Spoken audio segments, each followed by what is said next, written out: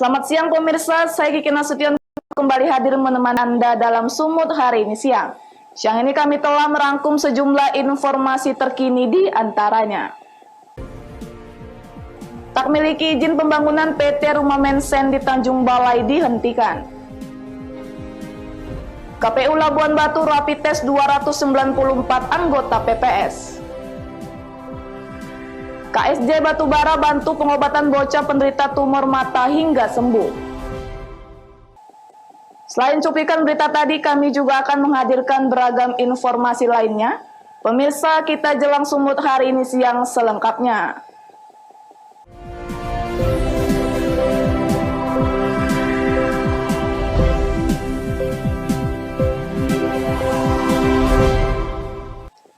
Pemirsa, diduga tidak memiliki izin mendirikan bangunan, Dinas Penanaman Modal Pelayanan Perizinan Terpadu 1 Pintu Tanjung Balai bersama Satpol PP menghentikan pengerjaan bangunan PT Rumah Mensen.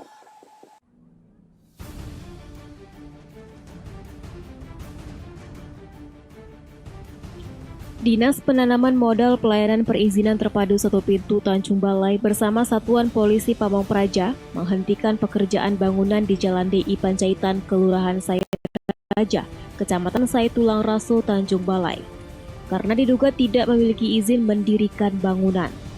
Perusahaan yang bergerak di bidang properti ini sebelumnya telah memiliki izin di tahun 2013, namun sudah mati dan sudah seminggu melakukan pembangunan tanpa mengurus izinnya kembali. Sebenarnya kita katakan itu ilegal karena dia mungkin tidak punya izin. Memang sampai sekarang pihak yang membangun belum ada menyampaikan berkas perizinannya. Kalaupun itu sudah ada izin, kalau nggak salah itu udah bangunan tiang-tiangnya itu udah lama, tentu dia harus memperpanjang izin. Sanksi sendiri, Pak? Ya, kita harapkan nanti kalau itu memang dia berlanjut terus, kita harapkan pihak terkait dapat menghentikan sementara kegiatan itu sepanjang dia nanti mengurus perizinannya ke kantor. Edu meminta kepada pemilik bangunan untuk tidak melanjutkan proses pembangunan tersebut sampai izin mendirikan bangunannya telah ada. Wanda Pratama melaporkan untuk Evarina TV. Seorang pria berusia 63 tahun ditemukan tewas di sebuah warung kopi di pinggiran jalan lintas Sumatera Kisaran. Belum diketahui penyebab pasti kematian kakek tersebut, dugaan sementara akibat serangan penyakit yang dideritanya. Warga Jalan Ahmad Yani, Kelurahan Kisaran Naga, Kecamatan Kisaran Timur, Asahan, Sumatera Utara, digegerkan dengan penemuan mayat pria berusia 63 tahun ditemukan tewas di lantai sebuah warung kopi. Mayat pria tersebut ditemukan dalam kondisi kaku dan terlungkup di antara kursi serta meja warung. Petugas Polsek Kota Kisaran yang turun melakukan olah TKP dengan dibantu tim gugus tugas COVID-19 Asahan langsung mengevakuasi jenazah kakek korban. Proses evakuasi jenazah korban terpaksa dilakukan sesuai protokol penanganan pasien COVID-19 untuk menghindari kemungkinan adanya COVID-19. Petugas belum dapat memastikan penyebab kematian korban, namun dugaan sementara kematian korban akibat penyakit yang dideritanya. Berdasarkan keterangan yang diperoleh aparat kepolisian dan pemerintah Kecamatan Kisaran Timur dari pemilik warung dan keluarga korban, korban sempat mengeluhkan jika dirinya mengalami sesak napas serta sakit di dada. Bahkan korban juga sempat meminta segelas air panas kepada pemilik warung. Temukan dengan laporan keluarganya dan kami melaporkan ke gugus tugas kabupaten karena kita tidak tahu riwayat penyakitnya apa. Menurut pihak Polsek sendiri bahwasanya tidak ada tindak kekerasan dan masih saat sekarang ini masih diidentifikasi. Kita mengevakuasi mayat mempergunakan protokol kesehatan. Untuk kepentingan penyelidikan dan visum jenazah korban selanjutnya dievakuasi ke Rumah Sakit Umum Daerah Haji Abdul Manan Simatupang, Kisaran. Taufik melaporkan untuk Evarina TV. Ketua DPD PDI Perjuangan Sumatera Utara, Japorman Saragi mengundurkan diri dari jabatannya sebagai Ketua DPD PDIP Sumut. Pengunduran dirinya sudah diterima oleh Ketua Umum PDIP Megawati Soekarno Putri dan untuk sementara dijabat oleh Jarod Saiful Hidayat. Politikus senior Sumatera Utara Japorman Saragi mengundurkan diri dari jabatannya sebagai Ketua DPD PDIP Sumut. Saat dijumpai di kantor DPD PDI Perjuangan Sumut, Jalan Jemen Ginting Medan, Sekretaris DPD PDI Perjuangan Sumut Sutarti mengatakan bahwa pengunduran diri Japorman Saragi sudah disampaikan sejak bulan Januari yang lalu ke Dewan Pimpinan Pusat PDI Perjuangan. Japorman menghadap langsung ke DPP PDIP Jakarta dan diterima oleh Sekjen DPP PDIP Hasto Kristianto.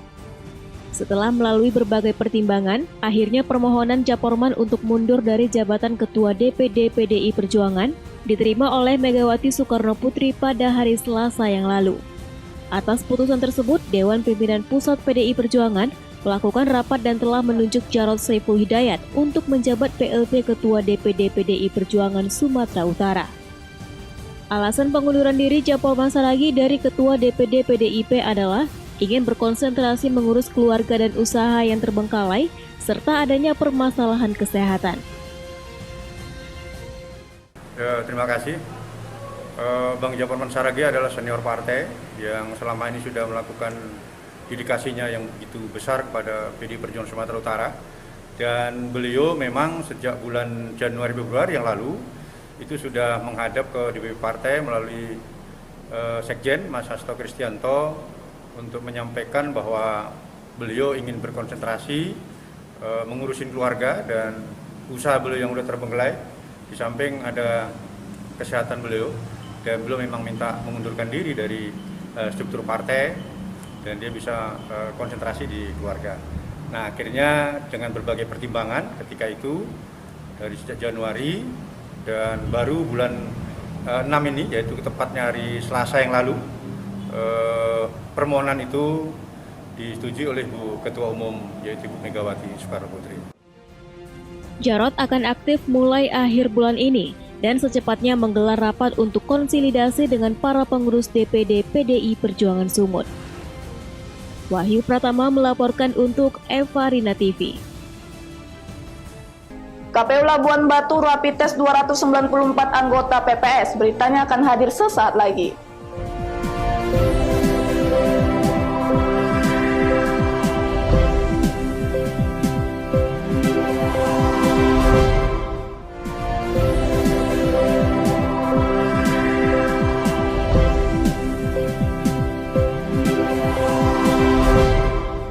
Terima kasih masih bersama kami. Pemirsa, memasuki tahapan verifikasi faktual syarat dukungan bakal calon dari jalur perseorangan. Dalam penyelenggaraan pilkada pada Desember mendatang, KPU Labuan Batu lakukan rapid test terhadap 294 anggota PPS yang akan menjadi ujung tombak dalam memverifikasi data dukungan terhadap para bacalon.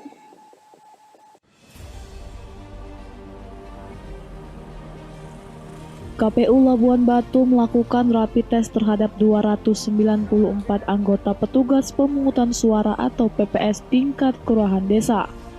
Hal ini terkait tahapan Pilkada 2020 yang berlangsung di tengah penyebaran pandemi COVID-19 yang memasuki tahapan verifikasi faktual syarat dukungan bakal calon dari jalur perseorangan atau independen, di mana rapid test terhadap PPS ini berlangsung selama 2 hari dan dibagi dalam 3 zona lokasi. Salah satunya bertempat di kantor Camat Rantau Selatan, Labuan Batu, Sumatera Utara. Salah seorang komisioner KPU Labuan Batu, Raja Gompulen Rambe, selaku Divisi Hukum menjelaskan, pihaknya dibantu tim medis gugus tugas COVID-19 Labuan Batu melakukan rapid test terhadap anggota PPS yang tersebar di 98 kelurahan desa atau 9 kecamatan dalam 3 zona lokasi, dengan masing-masing zona terdiri dari 3 kecamatan.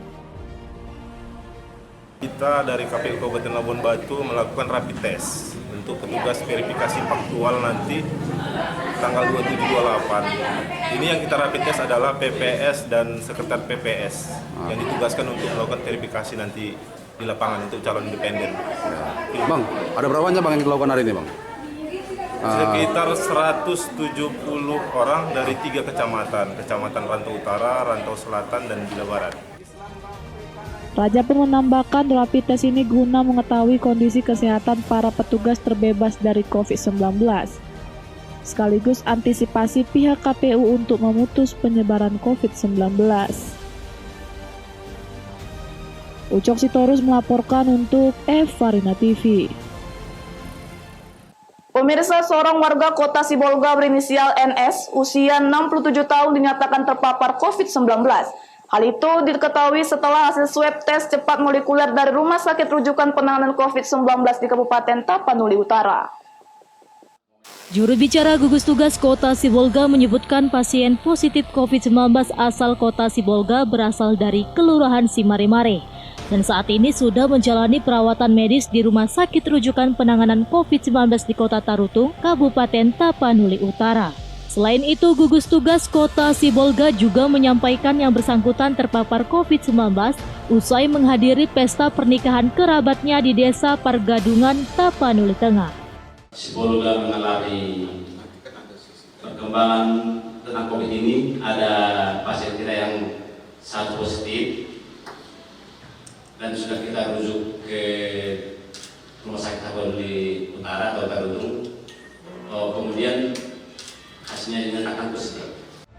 Sebagai bentuk pemutusan mata rantai penyebaran wabah virus corona, gugus tugas juga melakukan tracking ke pihak keluarga korban dan tetangga yang diduga melakukan kontak dengan korban. Tak hanya itu, tim gugus tugas juga langsung melakukan penyemprotan cairan disinfektan di lokasi tempat korban. Tim gugus tugas Kota Sibolga melakukan penjemputan keluarga dan tetangga korban yang diduga sempat berinteraksi untuk menjalani isolasi di lokasi yang disediakan oleh pihak Pemkot Sibolga. Berdasarkan data dari gugus tugas, tercatat baru 1 warga Kota Sibolga yang positif COVID-19 dan belasan warga lainnya berstatus orang dalam pemantauan. Baharudin Simanulang melaporkan untuk Evarina TV. Sejumlah gereja di Kabupaten Samosir, Sumatera Utara kini telah dibuka kembali untuk melayani kegiatan peribadahan bagi jemaatnya. Dibukanya kembali rumah ibadah dengan mentaati protokol kesehatan. Gereja Bolon HKBP Pangururan Kabupaten Samosir telah membuka kembali pelayanan peribadahan bagi jemaatnya. Skema pelayanan peribadahan gereja ini pun dilakukan dengan 2 gelombang untuk menghindari terjadi social distancing. Jemaat yang datang untuk mengikuti peribadahan wajib mengikuti protokol kesehatan yang telah ditentukan. Seluruh jemaat wajib menggunakan masker dan mencuci tangan, serta pengecekan suhu tubuh sebelum memasuki ruang peribadahan. Untuk pembatasan fisik, pelayan gereja Bolon HKBP Pangururan memberlakukan physical distancing dengan mengatur jarak duduk jemaatnya. Sebelumnya, pelayanan peribadahan gereja dilakukan secara virtual oleh pihak gereja bagi umatnya. Sudah memenuhi pada umumnya protokol kesehatannya. Hanya tadi sudah saya sampaikan kepada penatua, hanya itu sebenarnya durung-durung itu protokol kesehatannya. Kalau di protokol kesehatan itu nggak boleh ganti-ganti memegang gitu. Dan baru itu juga Pak Durung itu ya, harus besar dia, jangan sampai tersentuh dengan itu. Jadi tadi kan masih yang sempit itu, jadi harus bisa yang longgar itulah, jangan tersentuh dimasukkan durung-durungnya. Meskipun telah memenuhi protokol kesehatan, pelaksanaan pelayanan ibadah di minggu berikutnya diminta untuk melakukan pembenahan. Pasalnya, di ruang peribadahan terlihat masih ada jemaat yang melepaskan masker saat ibadah berlangsung.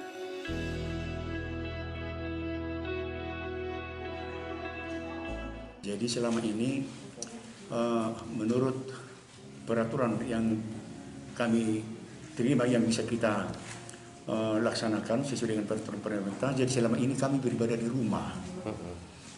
Baru ini beribadah di rumah, dan selama ini kami mencoba supaya jemaat-jemaat kita yang ada di rumah bisa mendengar khotbah sesuai dengan minggu seperti biasa. Jadi kami adakan di gereja kita ini melalui online atau live streaming. Pembukaan pelayanan gereja untuk jemaat ini pertama kali dibuka sejak masa pandemi. Junjungan Marpaung melaporkan untuk Evarina TV. Pemirsa, Sumut hari ini akan kembali dengan informasi menarik lainnya. Tetaplah bersama kami.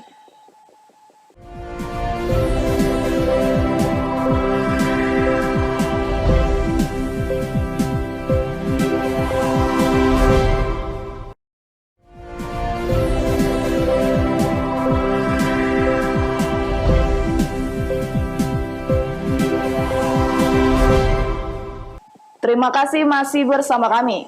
Pemerintah Kota Tebing Tinggi, Sumatera Utara kembali menyalurkan ribuan paket bantuan bahan pangan untuk warga yang terdampak COVID-19. Ribuan paket tersebut disebar di 35 kelurahan di Kota Tebing Tinggi. Penyaluran bantuan bahan pangan untuk warga yang terdampak COVID-19 dilakukan di Gedung Sawiyah Kota Tebing Tinggi. Pemerintah Kota Tebing Tinggi menyiapkan 4.898 paket bahan pangan yang berisi beras, minyak goreng, dan mie instan yang disebar di 35 kelurahan di Kota Tebing Tinggi.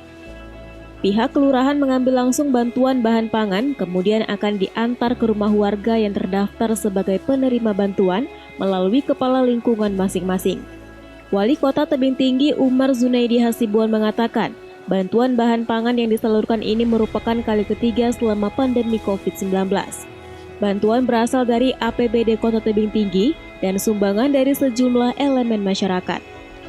Menurut Umar Zunaidi, data penerima bantuan bahan pangan tahap 3 telah dilakukan pembaharuan sehingga tidak terjadi tumpang tindih penerima bantuan.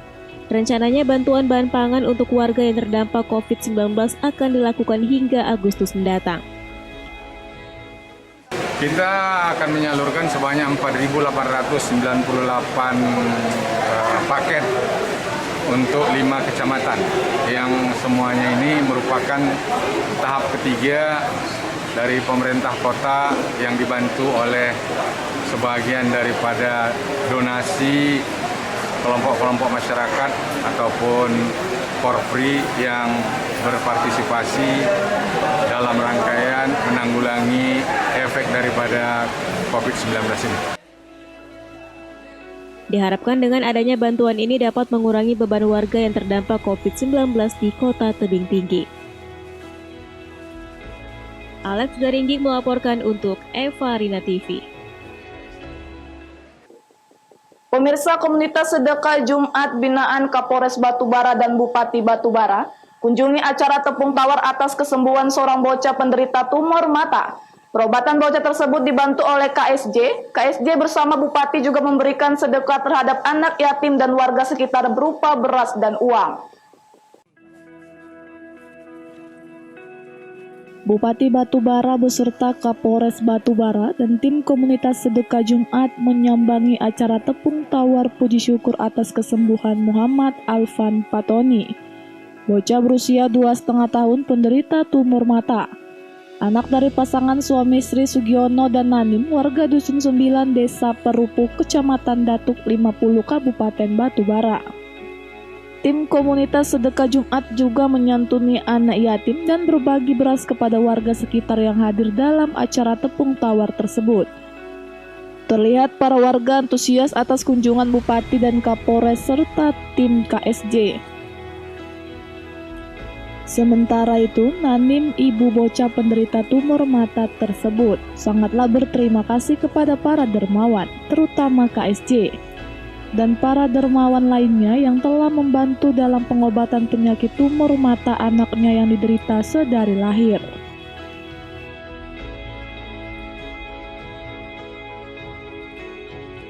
Kegiatan KSJ ya, dalam sedekah Jumat sekaligus ya mengadakan syukuran, ada hajatan dari ahli bait, kita mendapung tawari anak kita ini sudah sembuh dari penyakit tumor yang menyerang matanya. Kami datang dengan Pak Kapolres, ya rasa bangga dan sayang kita kepada adik kita ini ternyata diberikan rahmat oleh Allah, dia bisa sembuh dari penyakitnya. Kalau dari medis dokter katanya mata kucingnya dari bayi, Bang. Dari bayi ya? Terus siapa yang membantu pengobatan ini, Bu? KSJ, Bapak Kapolres Batubara kan, Dr. Wahyu. Banyak-banyak terima kasih karena udah membantu Alvan untuk pengobatan sampai sekarang.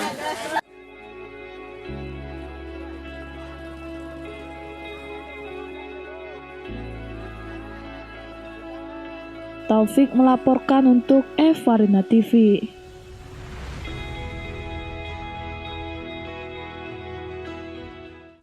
Pemirsa, informasi tadi sekaligus mengakhiri pertemuan kita dalam Sumut hari ini siang. Saya Kiki Nasution mewakili kerabat kerja yang bertugas pamit undur diri dari hadapan Anda. Terima kasih atas kebersamaannya dan sampai jumpa.